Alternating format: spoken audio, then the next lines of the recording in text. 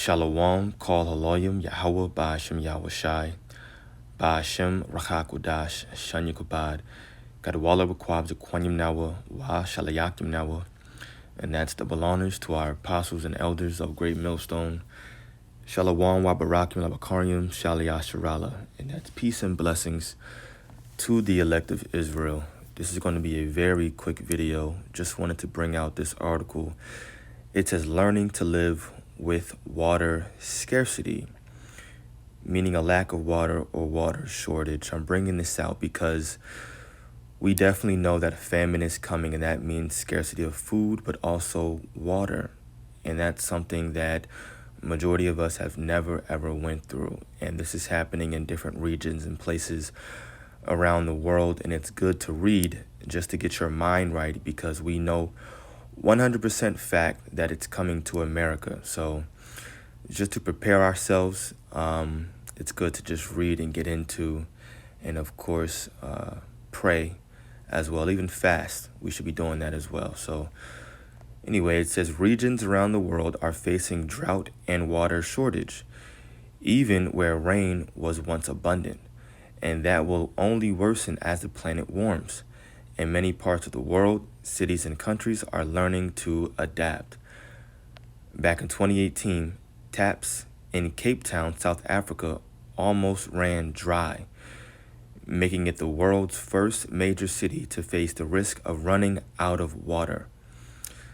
So taps in South Africa almost ran dry to the point where they almost literally ran out of water. That problem hasn't gone away this year. Communities in Nelson Mandela Bay, about 750 kilometers to the east, could see their reservoirs used up by July. So in July, they could literally be out of water. Cape Town managed to avoid day zero by introducing strict water restrictions on businesses and residents. So this is how they're coping or learning to live with water scarcity. They had to introduce strict water restrictions. It says the city increased water tariffs and fines for overuse and worked with the agriculture sector to reduce water consumption and retain soil moisture. Toward the end, residents were limited to just 50 liters, or around 13 gallons a day. To put that in perspective, one load of laundry can use up to 70 liters, depending on the machine. It says Ingrid Coetzee, a Cape Town-based expert on biodiversity, nature, and health, lived through that time. I remember how hard it was having to live with those severe restrictions in terms of cutting back on our daily water limit, she told DW by phone. She said an extensive public awareness campaign asked people to cut back or eliminate water-guzzling activities like washing clothes or cars, and advise them to take shorter showers and reuse that shower water to flush the toilet. Many homeowners, especially those who could afford it, would install rainwater harvesting tanks, but the reality is that the majority of people didn't have those luxuries and they really struggled, she said. And that's it. The article goes on and on and on. It's pretty long, but that's the point right there. So basically, they introduced water tariffs, and if you used over your daily consumption of water, then you received a fine. They also had to cut back or eliminate what they called water guzzling activities like washing clothes or cars. And they say activity, but washing clothes is more of like it's something that you have to do. It's a must. They had to take shorter showers and then reuse the shower water just to flush the toilet. And it doesn't mention other things. How about just washing your dishes? I mean, you can't eat off dirty dishes forever. It'll get bacteria, then you get sick, people die. So this is what's happening around the world. And like I mentioned, it's just good to read and just get your mind put into that perspective, that scenery, because we know that something like this is coming to America. The Bible prophesies of famine, and with famine also means a lack of water. Here we are, Matthew 24, and brothers have been bringing out these same precepts because all we're doing is going into prophecy and reading these same prophetical precepts over and over and over and over again. It's good to do that, once again, to get your mind put into that, once again, for lack of a better word, just to be put into that situation. There we go. Matthew 24. Let me see. Yeah, we'll start up. Matthew 24, verse 4. And Yahushua answered and said unto them, Take heed that no man deceive you. For many shall come in my name, saying, I am the anointed, and shall deceive many, and ye shall hear of wars and rumors of wars. See that ye be not troubled, for all these things must come to pass, but the end is not yet.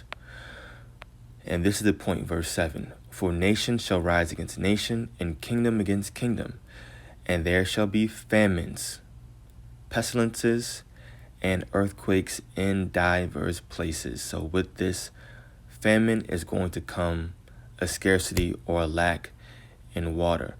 The Elder Yashawamba just made a video, put it up today or maybe yesterday, not sure, talking about how at this meeting that's taking place right now with all these prominent leaders, what they're talking about is tracking your what they call carbon footprint, in which they're going to create technology that's going to be able to say, track where you've been traveling, how far you've been traveling, what you used to travel. Was it by car? Was it by plane? Or was it by, I don't know, train, I'll just say, by bus, whatever.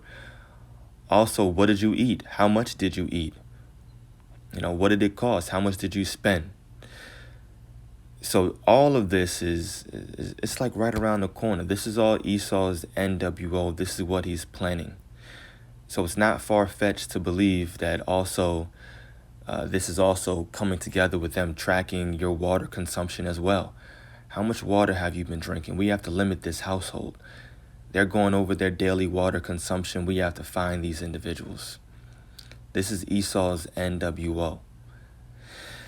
And people want to live here. They want to stay here in Babylon the Great. They find nothing wrong with this place. And that's a shame, because what they're basically saying is they're fine with living as a slave. This is the book of 2nd Ezra 9. Maybe we'll read 15, actually. Yeah, we'll read 15, starting at verse 1. It says, Behold, speak thou in the ears of my people the words of prophecy, which I will put in thy mouth, saith the Lord. And that's all we're doing. Reading these same prophecies over and over, but bringing out new articles at the same time, because prophecy is popping off left and right. There are new articles, new events, new situations happening all the time. There's always something to report on. If you don't have a video to make, well, really, you're not watching. You're not watching, and you need to pray, because things are happening all the time. All you have to do is pray that the Lord inspires you. And then what? Do a little bit of research. Go on Google. Type in some keywords. Or maybe read a scripture. Read a chapter. Get inspired. But majority of what we're bringing out, especially because we're in these end days, is prophecy. And the Lord is putting these words in our mouth so that we can speak on these things and the elect can hear and get right. So verse 2 says, And cause them to be written in paper, for they are faithful and true. And we're bringing out these words. Fear not the imaginations against thee. Let not the incredulity or unbelief of them trouble thee that speak against thee. So these people that speak up against us, that laugh at us, that mock, that don't have the same faith or believe in what we believe, cool. Let them do what they do, but don't let that scare you. It says, fear not. Don't let that scare you. Don't let it shake your faith. Don't let it make you fall back into the world. No, we have to maintain our integrity in Yahweh Ba'ashem Yahushai. The scriptures talk about striving for the truth unto death. and the Lord is going to fight for you. Something we have to always keep in mind. Verse 4, for all the unfaithful shall die in their unfaithfulness. And that's our faith. That's what we believe. And that's why if they want to call us faith-based Israelites and make fun of us for that, for our faith, cool. But we'll see in the end who gets the last laugh.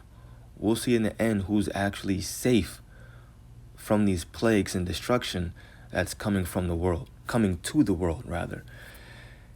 And finally, verse 5 says, behold, saith the Lord, I will bring plagues upon the world, the sword, famine, death, and destruction. This is an end-time prophecy. However, always bringing out the balance is what I strive to do. So now, Isaiah 60, I think that's 5 or 66. 65. A scripture that's being quoted a lot these past few weeks. I'm going to start at verse 12. Verse 13 is the point. And it says, therefore will I number you to the sword, and ye shall all bow down to the slaughter. Because when I called, ye did not answer. When I spake, ye did not hear, but did evil before mine eyes, and did choose that wherein I delighted not. You were unfaithful. You didn't believe in the Lord. You loathed his laws. You scorned and you mocked at his prophets. Well, the Lord said he's going to number you to the sword. Verse 13, therefore, thus saith the Lord power, and we don't want to be on that side. Therefore, thus saith the Lord power, behold, my servant shall eat, but ye shall be hungry. Behold, my servant shall drink, but ye shall be thirsty. Behold, my servant shall rejoice, but ye shall be ashamed. So we're going to have nothing to worry about. Literally nothing to worry about in these days to come. When there's actually famine and there's no food in the grocery stores, when there's actually scarcity of water here in Babylon the Great and various other places around the world as well, we don't have to fret. We're not going to fear. We don't even have to know how and where we're going to get water and food from. All we have to know is that the Lord is going to provide for us. And that's it, period. End of story. All we have to know is that Yahweh Ba'ashem Yahweh Shai is going to protect us and watch over us and provide for us. That's the number one thing, having faith in the Lord. And remembering certain scriptures like this, my servant shall drink. In that day, it's going to keep you positive. It's going to keep you in a holy mindset. That's what we're going to have. And that's what we're training for right now. Having this holy mindset, being separate from this world, so that in these evil days to come, we're not dependent upon Esau, Edom. We've already mentally separated from this place and leaning 100% on Yahweh Ba'ashem Yahweh Shai. So the Lord said that his servant shall drink, and we believe it. Boom. 100 dependent on Yahweh Ba'ashem Yahweh Shai now. And that should bring comfort to all of our spirits. So just wanted to make this quick video, bring out those few precepts. This is all biblical prophecy once again. And this will come to a city near you. It's a fact. It's biblical prophecy. We're not running away from it or hiding from it. We embrace it. And we need it to happen in order for the kingdom of heaven to be established here on earth. So I pray that this was edifying to the elect. Call Haloyim Yahweh Ba'ashem Yahweh Shai, Ba'ashem Rachakudash. Double honors to our apostles and elders of Great Millstone. Peace and blessings to the elect. Shalom.